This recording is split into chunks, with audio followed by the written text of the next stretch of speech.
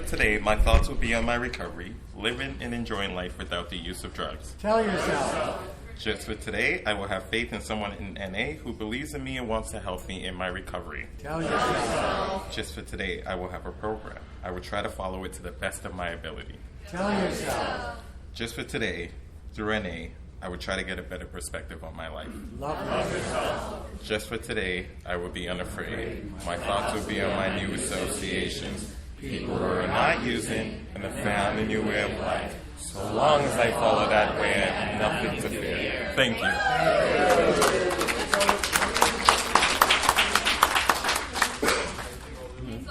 Thanks, Olu. Okay, so we have 3 speakers here today, Chris, Britt, and Shawn. Welcome. Thank you for being here. I believe our first speaker will be Chris. Was that right? Yep. Okay, great. You each have 15 minutes to share with us. I'll let you know when you have 5 minutes and when it's time to stop. Welcome.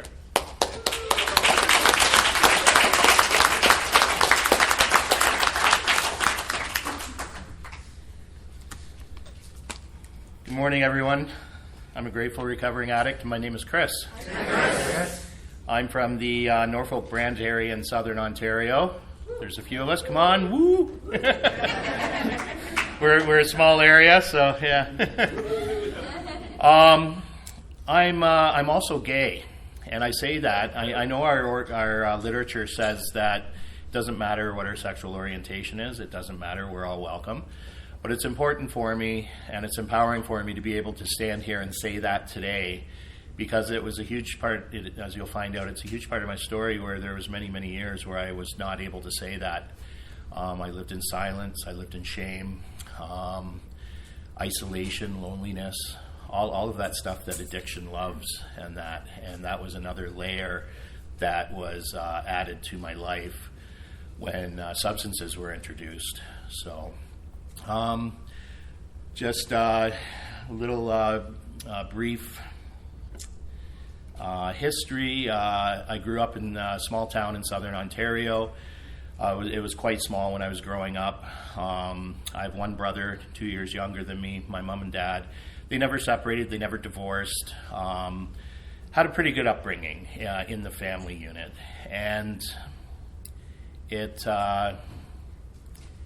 wasn't until about age 12 where issues started happening.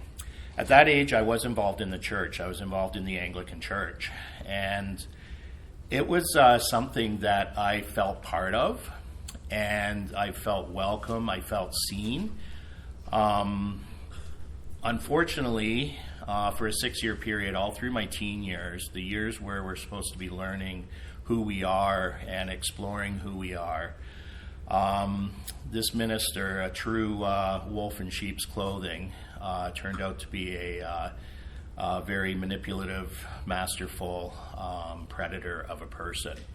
So for 6 years through my teens, I'm not going to dwell on this part too much, but it's a big part of the foundation of my story. He had a big impact on me for 6 years. And the biggest impact that today I understand, the physical aspect of that wasn't as bad as what the spiritual and the emotional trauma and experience was. Because his messaging to me was, being gay is wrong. It is a sin. I will go to hell if anybody ever finds out. This is coming from a minister that I looked up to. This is coming from a young boy who was involved in the church, and I had my visions of heaven and hell at that time, and hell was not it wasn't an appealing place to go to or be threatened to go to. So he had a major impact on me. When I turned 19, when I graduated from high school, I decided to go to college. That was the starting of my geographical relocation cures, the starting of my running. Ironically, I actually came to Sudbury, went to Cambrian College in Sudbury in 1990, and the problems, they did follow me. all through my teen years as well, I knew I was gay. I knew from a very young age that that I was attracted. I had more in common with boys than I did girls. So I knew at a fairly young age. And all through my teen years, I never experienced anything. I was very isolated in high school. I was kind of a loner. There was a small group of us that hung out, that we felt comfortable around each other. And I never went to one high school dance. I didn't go to a prom. I didn't even go to my high school graduation. So like I literally missed out on everything that a teenager should have experienced. So fast forwarding a little bit, I came to college, and at the time it was a program called Ambulance and Emergency Care. It was to work as a paramedic on the ambulance. And I graduated that, and I did move back down to the area that I'm from, and I worked there. And that was through counseling over the years, and that a counselor really helped me see that I took on a job that was a job of being in control. It's people that are calling you that are in crisis, and you're going in and you are supposed to be in control of the situation. I look back, I was 20 years old when I started that. I had no idea what I was doing, and I used this job as a mask. It was one of the first masks that I could wear to hide my true self.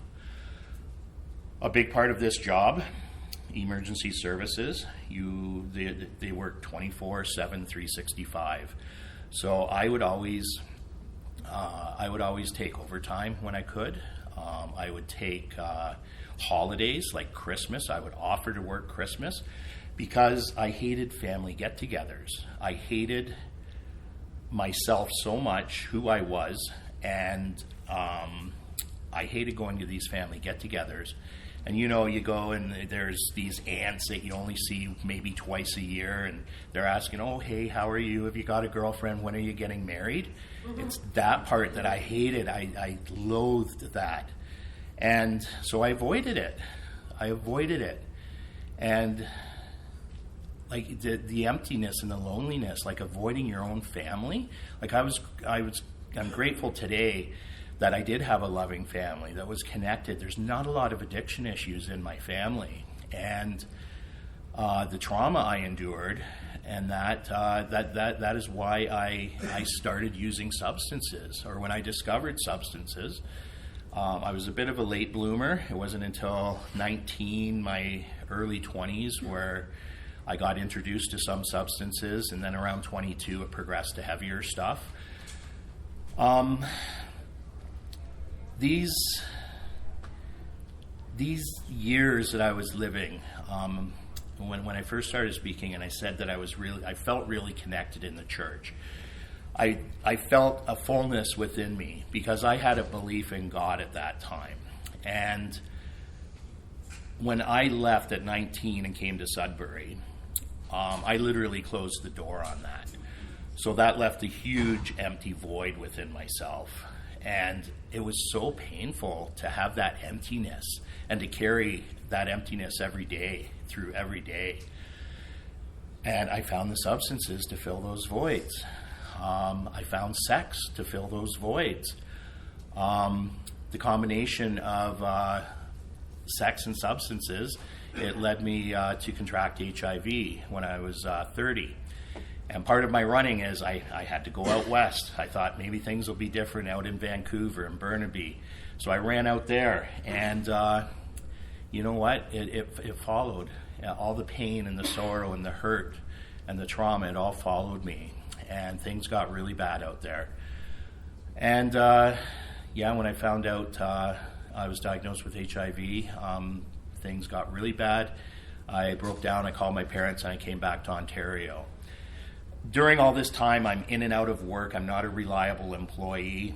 I'm using on the job, and it was very dangerous. It wasn't just dangerous for myself. It was dangerous for the people that I was interacting with, that were relying on a professional to show up and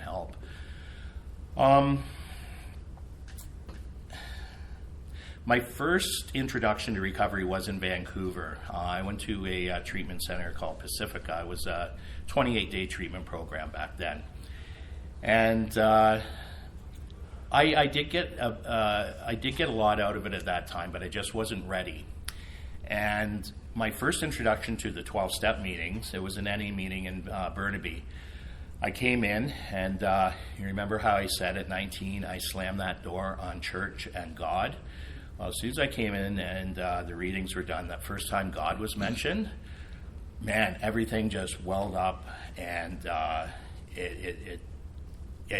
basically slammed the door again.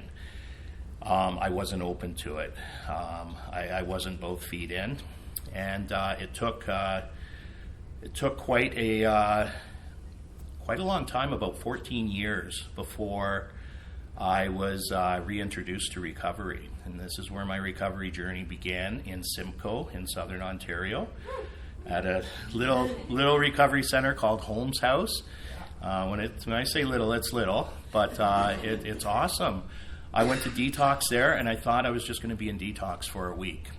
And almost 8 years later, I'm still there. I'm living in Simcoe. I'm part of the awesome recovery community there.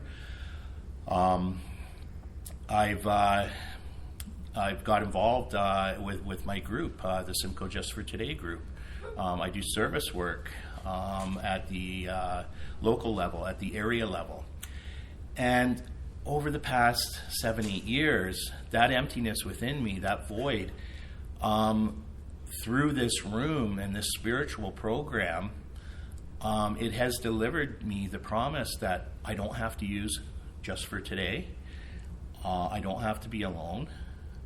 This is a we program. I've been supported immensely through my journey, and I couldn't be more grateful for what this program has given me.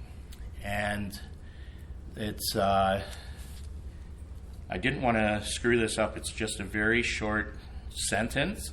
It's out of the introduction of the basic text. Just for today, you never have to use again. And that is an awesome promise, or that's an awesome thing to be given to somebody walking into these rooms.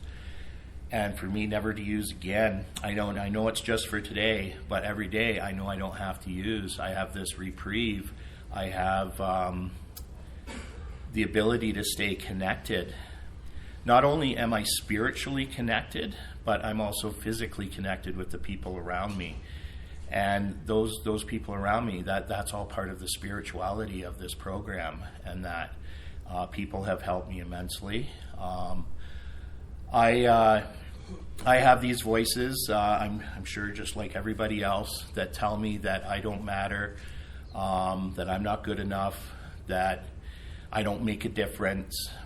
And I try really hard not to listen to those voices. But I have little spiritual experiences.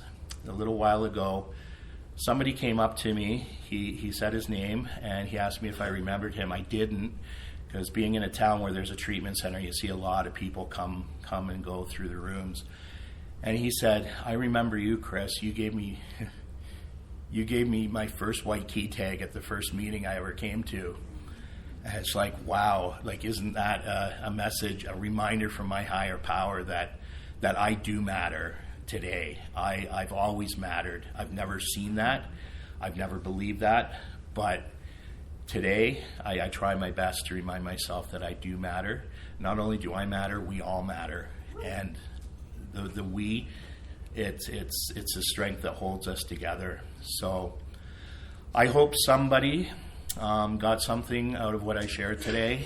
And it's, just the takeaway, the spiritual aspect of this program is what has really helped give me my quality of life that I get to live today. Because that emptiness that I lived with for 25, 27 years before I really started looking at things and addressing things, it was just so dark. But today it's definitely not as dark. I still have dark days I get in my head, but I know just for today I will get through this, and I have people I can reach out to. And it's hard to hide nowadays, because if I kind of disappear for a day or two, there's people that actually care. There's people that will reach out, hey, what's going on? Haven't seen you or whatever. So yeah, 15 minutes is a short time, but yeah, I feel like I've spoken enough right now. Thank you for being here, and I wish everybody another safe, healthy 24.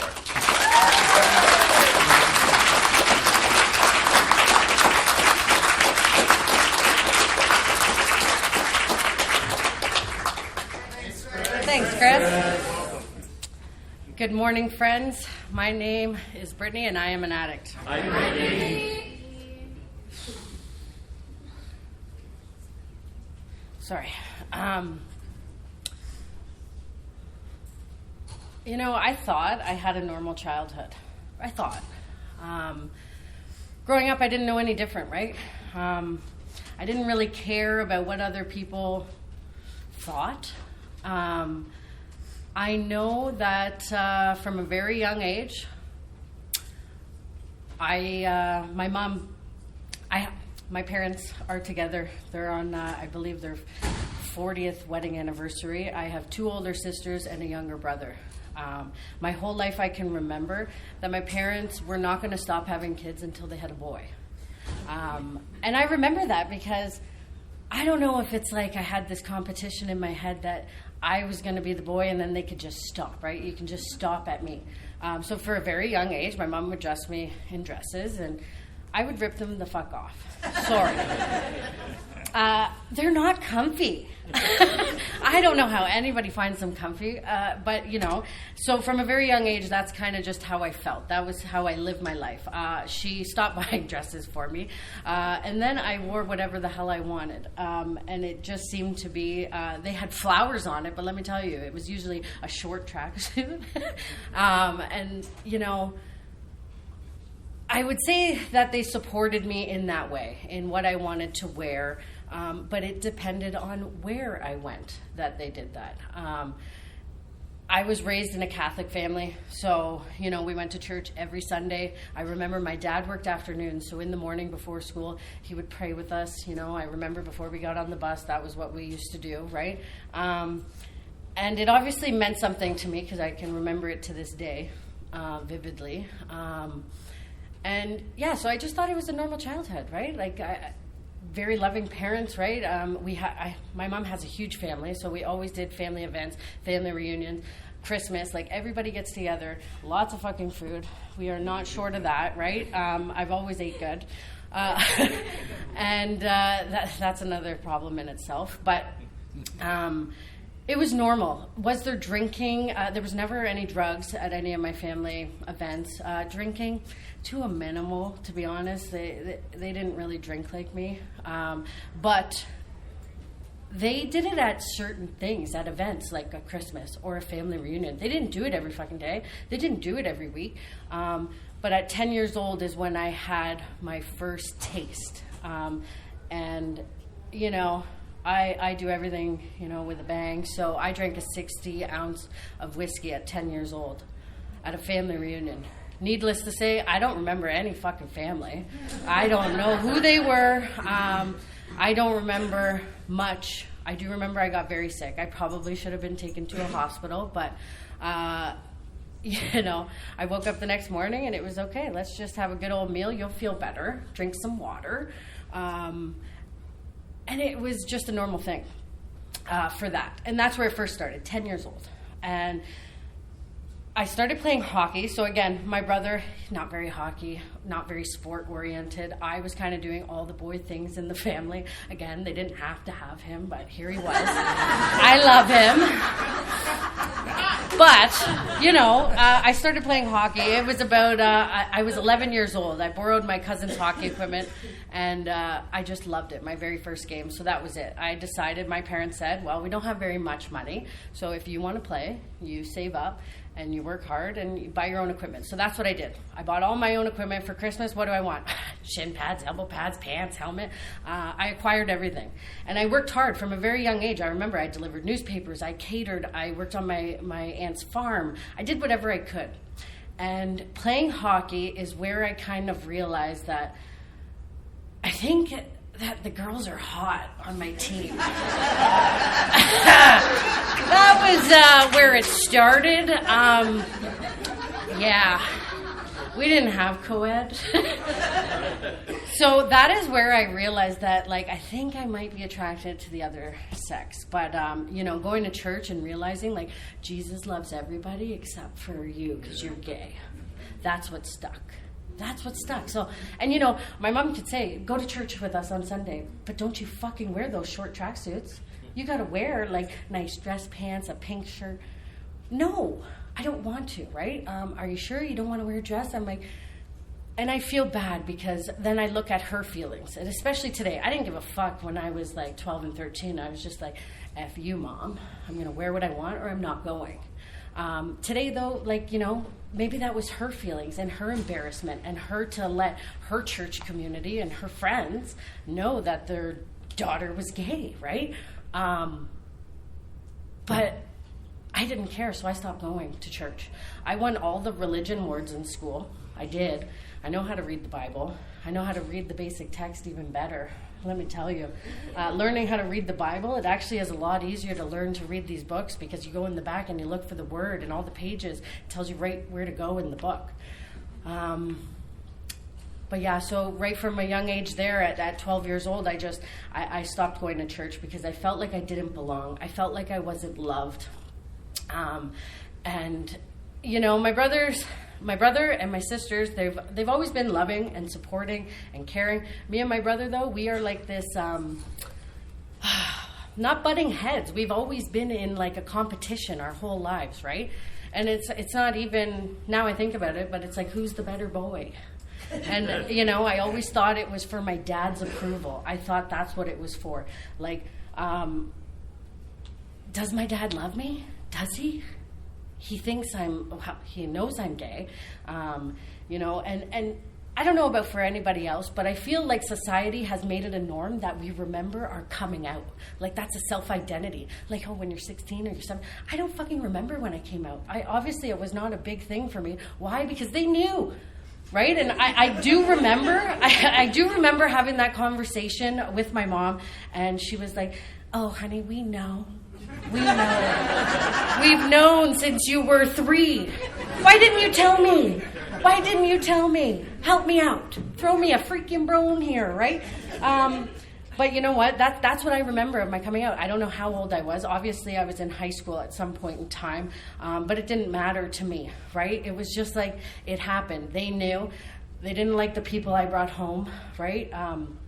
I started using, obviously at 10 years old, but playing hockey is where I really started my journey. And it was, I hung out with certain girls on the team. We were all, smoking and drinking before the meetings, right? Or before the meetings. Before the games. That's what's on my mind nowadays, right? But that's where it started, right? And I felt a sense of community there. I felt like I was liked. I felt like I was loved. I feel like people wanted to be around me. I was a little bit of the class clown on the hockey team, but it made me feel like part of, right? And I just loved it. And, I never had to have a conversation with these girls and say I was gay. They also just fucking knew. I don't know. Was it the way I dressed? Is it really that obvious? So, that was it really hard for me to come out? I don't know. I think it was just my personality and like the vibe and the aura that I carry, that I don't have to come out and say, I'm a lesbian, right? You just know. And like, I still had this sense of a hole inside of me. That's what I call my addiction, right? I had a hole inside of me and I want to fill it with everything that makes me feel good. And, when I got to recovery, it was like, what is that hole? What is addiction? Why did you fill it with these things? And I didn't realize that, actually, it was after talking with an interventionist, being 6 years clean, that I realized growing up from 1 to about 9 years old, I had my aunt with me, and she kind of took me under her wing. I used to have a Scottish accent because of her, and how cute, right? And so she moved to Toronto and she moved away, and I felt like I missed my person. So that abandonment kind of is what is my hole that I never realized. I always thought it was this dad, like this feeling of my dad's approval. It's not. My dad fucking loves me, no matter what, right? But my whole life now thinking that I had to sleep with men or be in a straight relationship, I thought that's what he wanted, right? Not till being clean is what I realized what that hole really was. And I wish I would have known that as a younger version of myself. It's not my dad. It's not my dad. And so I started using really bad at 16. That's when, I did really good in school, but I started using at school. I started using every weekend. Games, hockey was always on the weekend. Then we started hanging out at parties, and it was just absolutely insane how much I would start drinking and using drugs, and then hanging out with women or men. It didn't matter. If you had drugs, I was there. If you had alcohol, I was there. 19, I got my first DUI. Let me tell you, lucky, because I was drinking and driving since I was 17. So I got my first DUI at 19. I got my second DUI at 26 actually. And I have not had a drink since my second DUI. And that was when I realized I need to surrender. Like, I'm done. I have been filling this hole with drugs, alcohol, women, men. Like, it didn't matter. I was just trying to fill that hole, right? And so I got my second DUI, and I remember being in the jail cell, and I got on my knees, and I said, God, help me. Because any other time I was in jail or something, I'd be like, God, come on, help me. I won't ever drink again, or I won't ever do this again. This time I didn't ask for that.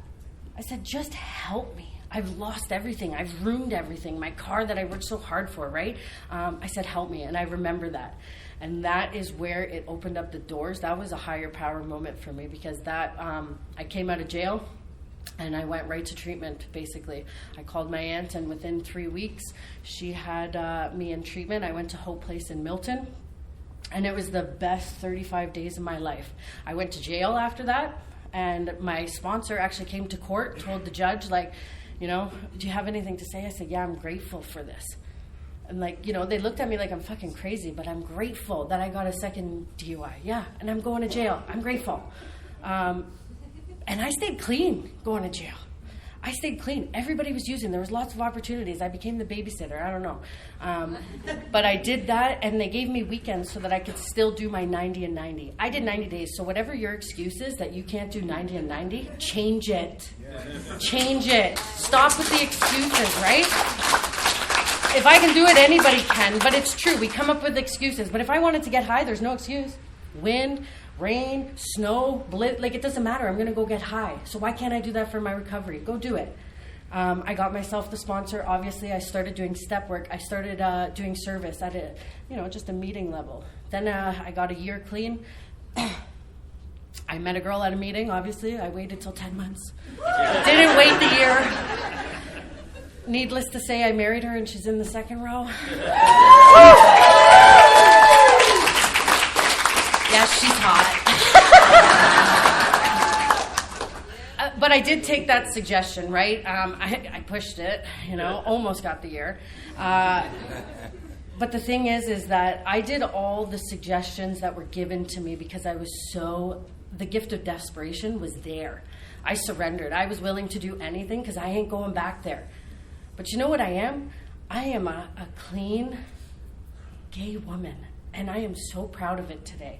And we have kids, and it was so funny. I was sitting here thinking about it, and our kids now, they're 15 and 17, and you want to know, they don't think about oh my God, my moms are in recovery. They don't think that when it's their parents, right? And their friends, inviting their friends over. You want to know what they care about, though?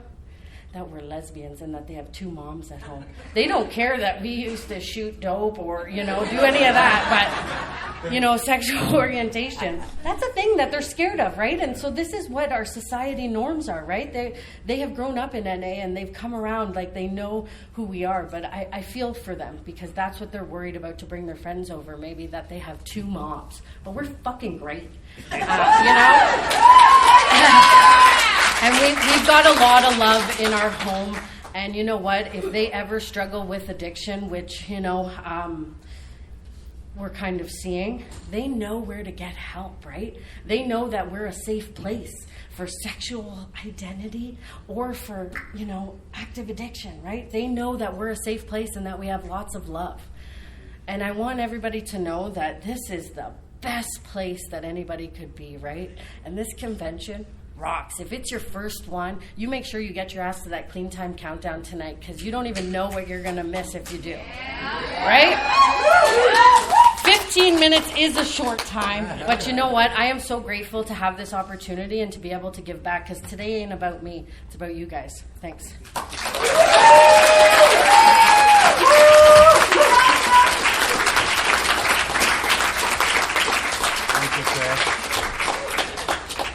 Hello, family. I'm a very grateful recovering addict and gay man. My name is Shawn. Hi, Shawn. My clean date is January 28th, 2016.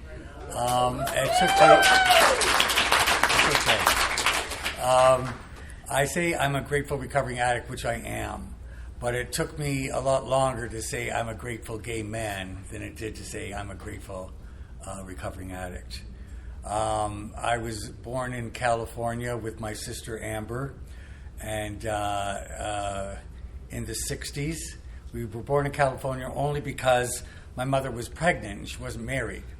So she sent off to California to have her kids. So you could say I was born in shame, I guess. That's where my shame first started. Because when I came back to Canada at 1 year old, it's like, where were you born? And, California. Oh, go home, Yankee. You know what I mean, kids. Go home. What are you doing here? Blah, blah, blah. So, I got teased so much just about that I started to lie and say I was born in Toronto.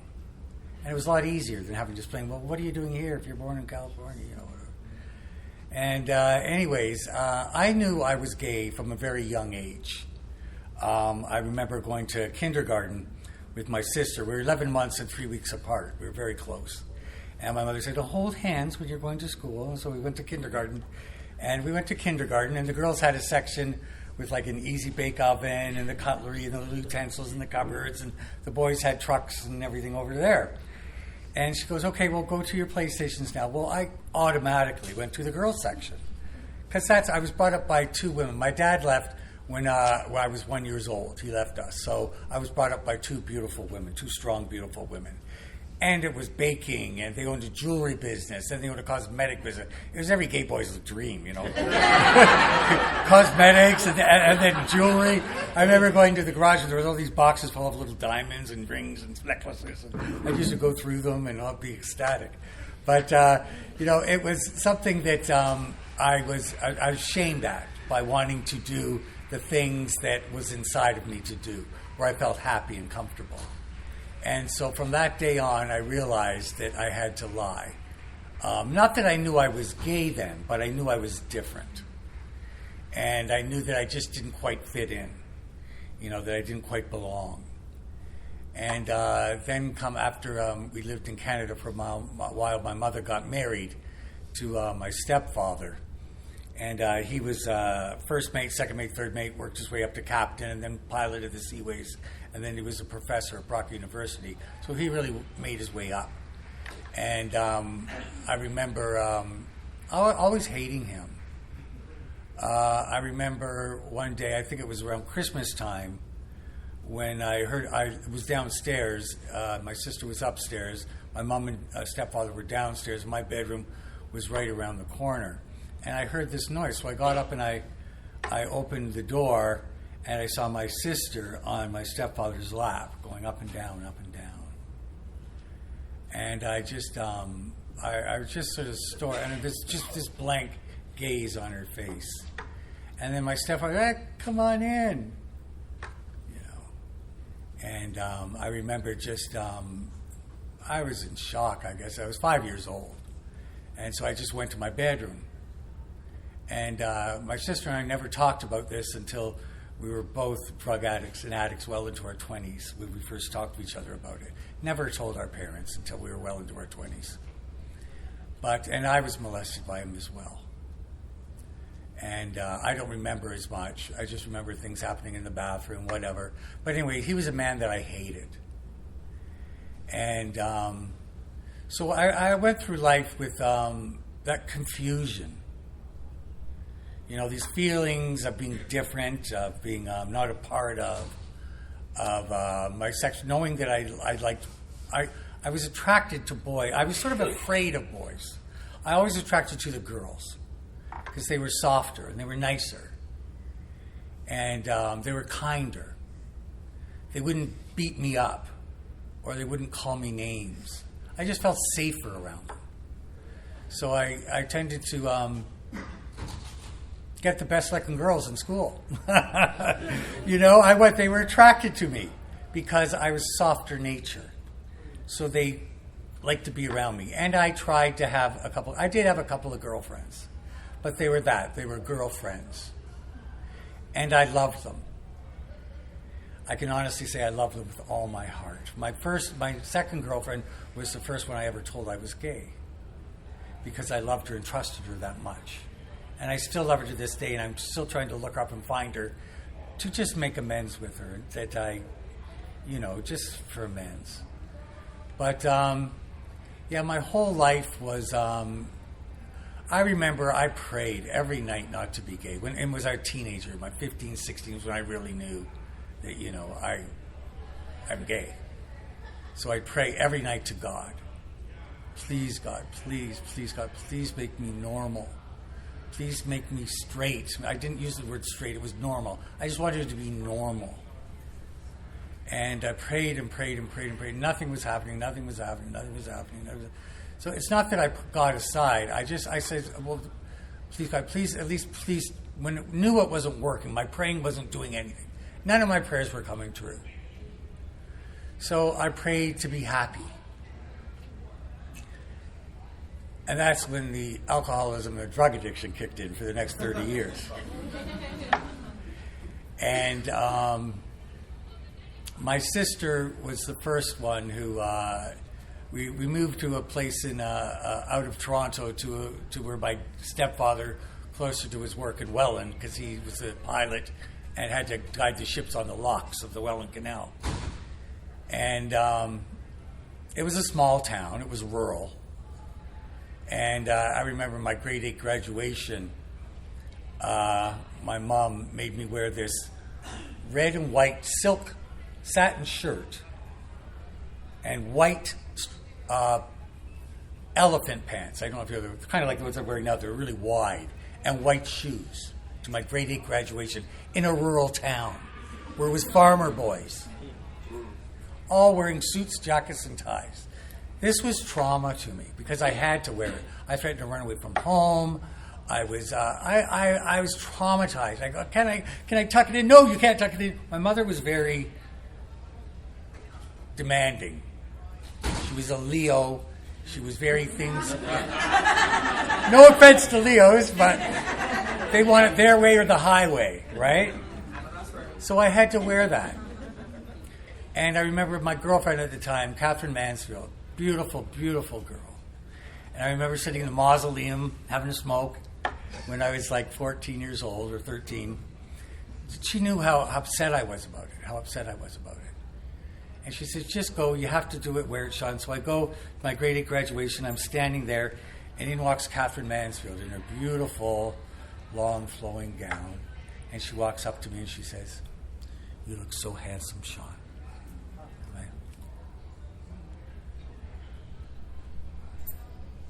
That was the most beautiful thing. And all my fears just went right away. So I got up on that stage looking like a fag, in my opinion. You know what I mean? Because I wasn't like the others boys. My feelings inside, I didn't admit to myself that I was gay then either. And here she paraded me on the stage saying, "Look at my gay son." You know what I mean? So that's a bit of a resentment. that I'm working on in my 9th year of sobriety, of playtime. But I love my mom. I've been in a committed relationship with the man of my dreams, my soulmate, who loves me unconditionally for going on 20 years in April.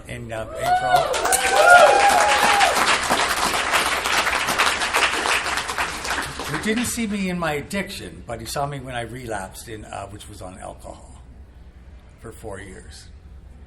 And, I came into these, I didn't get, like I said, I have 9 years sober, clean. I always say that because a lot of my time was spent in AA. It wasn't until I came up to the Newmarket area that I started going to NA meetings. And I first got clean 25 years ago in an NA house in Toronto called Ozanam House. And so that's where my clean time really started. So I owe that. And I also, the reason I feel I belong in NA is that one line in what is the NA program. And that is, we don't care who you are, regardless of sex, age, sexual identity. I thought, oh my God, really? They actually said that. I felt like I belonged. And I wasn't going to get judged. I wasn't going to get beat up. I wasn't going to get made fun of. So I felt at home. I really did. And I came back to that. I live in Toronto, but I come up to Newmarket. I'm the GSR of that meeting. I'm the ASCR of this convention, which I love. The small. So I've started doing service work, and I love the program. I love going to meetings. I love doing service work. And, I can honestly say I wouldn't be standing here if I hadn't found my higher power in these rooms. Because the God of my understanding is not the biblical God, is not the religious God. It is a God that I believe we all pray to. It's a God we pray to for guidance. It's a God I pray to that loves me unconditionally, loves me for who I am no matter what, wants me to have the best in life, to be the happiest in life, and to help others, and to do the next right thing. That's my God of my understanding. So when I pray to that God, I asked him before I spoke up, when I stood up here, I always say a prayer before I talk. God, please may your words come to me, and may your love and your light shine through me. And I hope he's done that in some small way today. Thank you for my recovery, everybody.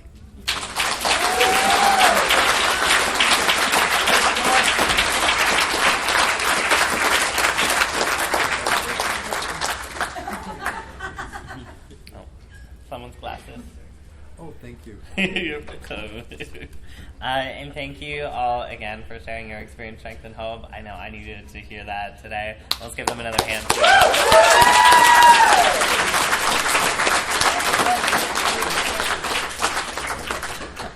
So please join us in a circle to close this meeting.